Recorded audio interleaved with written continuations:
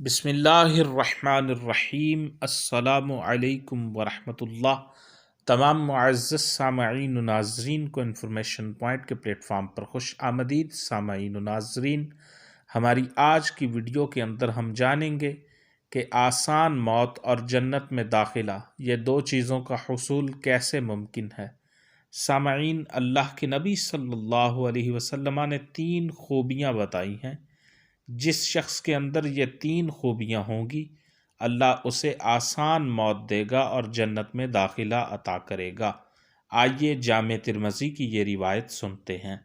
حضرت جابر رضی اللہ عنہ سے روایت ہے کہ رسول اللہ صلی اللہ علیہ وسلم نے فرمایا، جس شخص میں 3 خوبیاں موجود ہوں گی، اللہ تعالیٰ اس کی موت کو آسان فرما دے گا اور اسے جنت میں داخل فرما دے گا۔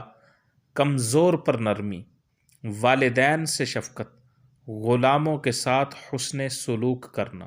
یہ جامع ترمذی کی روایت ہے۔ امام ترمذی نے اسے اپنی کتاب جامع ترمذی میں نقل کیا ہے۔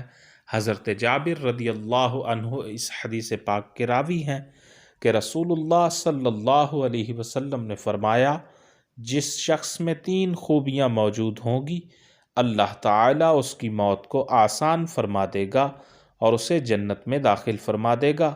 نمبر 1، کمزور پر نرمی۔ نمبر 2، والدین سے شفقت۔